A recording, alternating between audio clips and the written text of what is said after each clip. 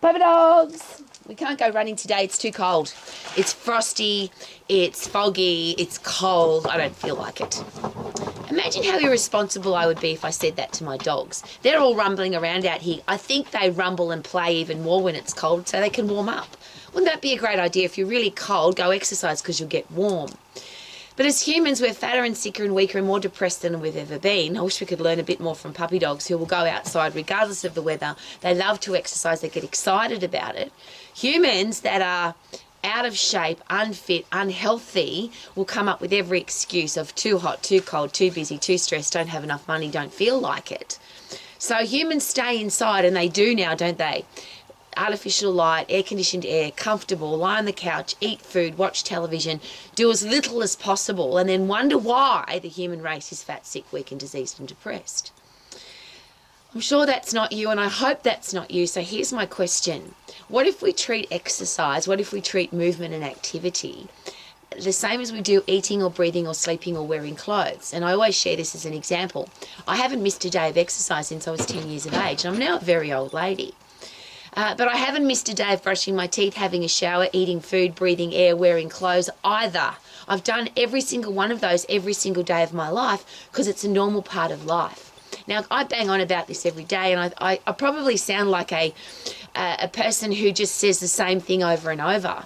But the world I'm going to share again over and over and over is fatter, sicker, weaker, more depressed, more diseased than it's ever been in history. And as an adult, you can choose to do all of those things. You can choose to be that person if you want to. But I think our kids deserve better than that. I think our kids deserve a world where they know they can be healthy, fit, strong, lean, energetic, wake up every day with a stack of energy. And then the things that make life amazing. They can have a career or business that they love. They can live their passion. They don't have to have a lousy, stinking, rotten job to pay their lousy, stinking, rotten bills. So how do we make that happen? And I believe I've got to be the living, breathing example of that. Like for my dogs, I would never say to my dogs, we're not going out today because it's too cold or it's raining or it's foggy, we can't see. We just go anyway. And I always use the example with fog.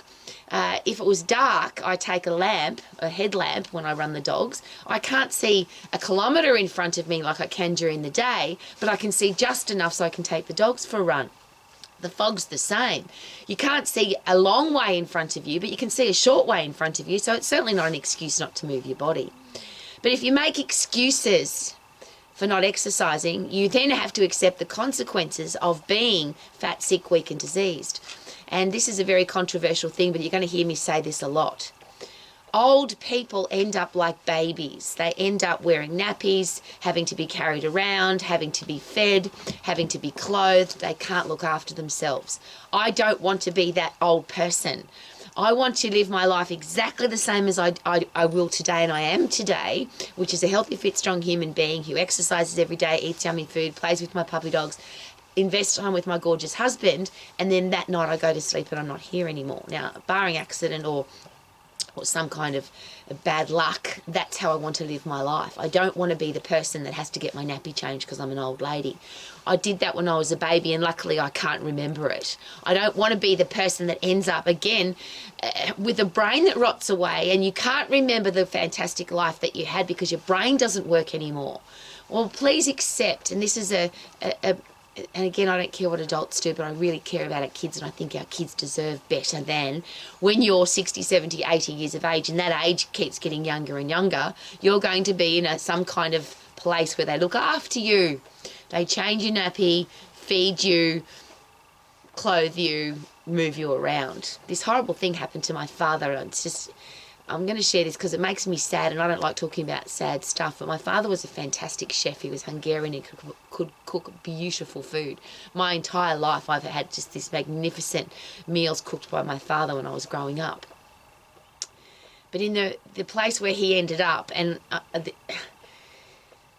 Alzheimer's is a horrible, terrible disease, and according to the so-called experts at the time, my father died of Alzheimer's. Well, I don't believe that. I believe that yes, my father's brain rotted away, but it didn't rot away from a disease. It rotted away because the medical professionals at the time allowed that to happen. Now, of course, my father did too, but they told my dad, because he'd forgotten a few things, because he'd walk into a room and go, what did I come into this room for? And because he was over 80 years of age, you must be getting dementia, you must have Alzheimer's. Now, I'm not that old. I sometimes go into a room and I can't remember what I went into that room for. But I used to do that when I was 20. What did I come into this room for? It wasn't because I had Alzheimer's, I just forgot. But my father was diagnosed with Alzheimer's. They put him in a room. They took away all the things that he loved to do, and his brain rotted away. I walked into that hospital room one day and they had given him a meat pie in a blender. So they'd blended up a meat pie, put it in a bowl, and expected my father to eat that as a meal. My father was a Hungarian chef who made the most delicious meals ever, and that's how they were feeding him in the last year of his life. I don't want that for anybody.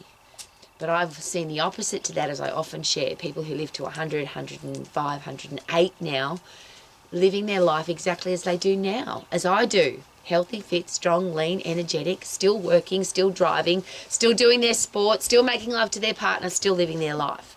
That is a choice. So are you going to choose? And what you do for you is you can do whatever you want. But what about our kids? Surely we have to be the living example for our kids. That getting old doesn't mean wearing a nappy, being fed, getting changed and being moved from room to room, or having to be in a wheelchair or an old people's home. Old people get old in an old people's home. So that's why I've got 5 dogs. I've got 5 dogs for lots of reasons, but my biggest reason is they keep me really active. They make me laugh every day. They fill my body up with oxytocin every single day, the love drug. And they add value to my life. I want to be that person, don't you? The person that adds value to people's lives, not becomes a burden on the people in my life because they have to change my nappy or move me from room to room or feed me minced up meat pie. Yuck. Live your life to the max as a healthy, fit, strong person. It's a choice.